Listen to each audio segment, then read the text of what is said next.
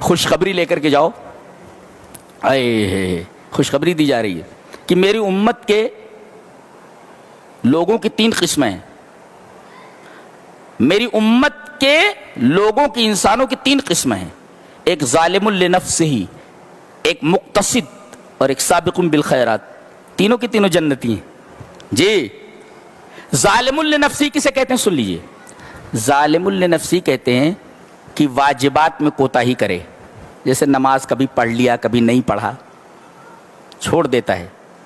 روزہ کبھی رکھا نہیں رکھا، زکوٰۃ دیا نہیں دیا. تو فرائض اور واجبات میں کوتاہی کرے ایک، اور کچھ حرام کام بھی کر لے، جیسے زنا ہو گیا، چوری ہو گئی، کچھ اور کام ہو گیا. تو واجبات اور فرائض میں کوتاہی کرے اور کچھ محرمات کا بھی ارتکاب کر لے، کچھ حرام چیزیں بھی اس سے صادر ہو جائیں، تو یہ ہے ظالم لنفسہ، اپنے نفس پر ظلم کرنے والا. دوسرے نمبر پر کون ہے؟ مقتصد، میانہ رو. یہ کون ہے؟ جو فرائض اور واجبات کو ادا کرتا ہے، ٹھیک ہے، اور حرام چیزوں سے بچتا ہے. لیکن کبھی کبھی ایسا ہوتا ہے کہ واجبات کی ادائیگی کے ساتھ نوافل نہیں ادا کرتا. مثلا روزے تو رکھتا ہے مگر 11 مہینے کسی دن روزہ نہیں رکھتا، یعنی نفلی روزے نہیں رکھتا. زکوٰۃ دیتا ہے مگر صدقات نہیں کرتا. نماز پڑھتا ہے مگر کبھی کبھی علی وجہ الاکمل اس کو نہیں پڑھتا. علی وجہ الاکمل کا مطلب کیا ہوا سمجھے؟ حضرت حذیفہ نے دیکھا کہ ایک آدمی نماز پڑھ رہا ہے اور لا یتم رکوع ولا سجود، رکوع اور سجدے برابر نہیں کر رہا ہے. جب وہ نماز پڑھ چکا تو بلایا، فلما قضى صلاته، جب اس نے اپنی نماز پوری کر لی تو بلایا. تو حضرت حذیفہ نے کہا کیا کر رہے تھے؟ بولے نماز پڑھ رہا تھا. بولے ما صلیت، تو نے نماز نہیں پڑھی. دیکھو نماز پڑھ رہا ہے وہ، مگر حضرت حذیفہ کرے تو نے نماز نہیں پڑھی.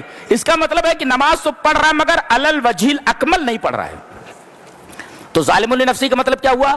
ظالم نفسی کا مطلب ہوا کہ فرائض اور واجبات میں کوتاہی کرے. کبھی نماز چھوڑ دے، کبھی روزہ چھوڑ دے، کبھی کچھ، کبھی کبھی حرام چیزوں کا ارتکاب کر لے. یہ ظالم لنفسی.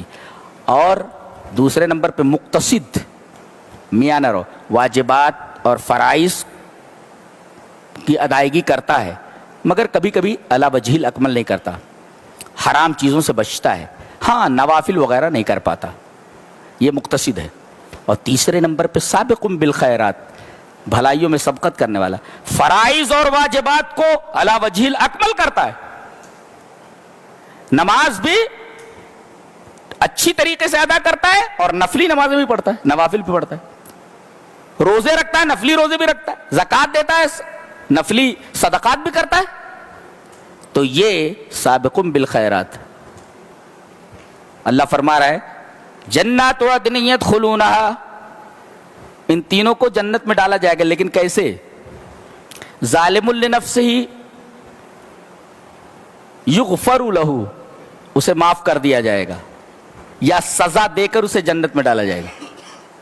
یہ معاف کر دیا جائے گا، یا تو سزا دے دی جائے گی، یا اللہ اپنی رحمت سے معاف کر دے گا، یا نبی کے سفارش کے دائرے میں آ جائے گا، معاف کر دیا جائے گا. یہ ظالم لنفسہ ہی. اور دوسرے نمبر پہ مقتصد ہے، اس سے آسان حساب لے کر چھوڑ دیا جائے گا. خلل سے، ٹھیک ہے نکل لے، نکل جنت میں چلا جا. فرائض کی ادائیگی کر لی ہے نا، ٹھیک ہے کمیاں تھیں، آسان حساب ہے، یحاسب حسابا یسیرا. یہ دوسرا جو ہے مقتصد. اور تیسرے سے کہا جائے گا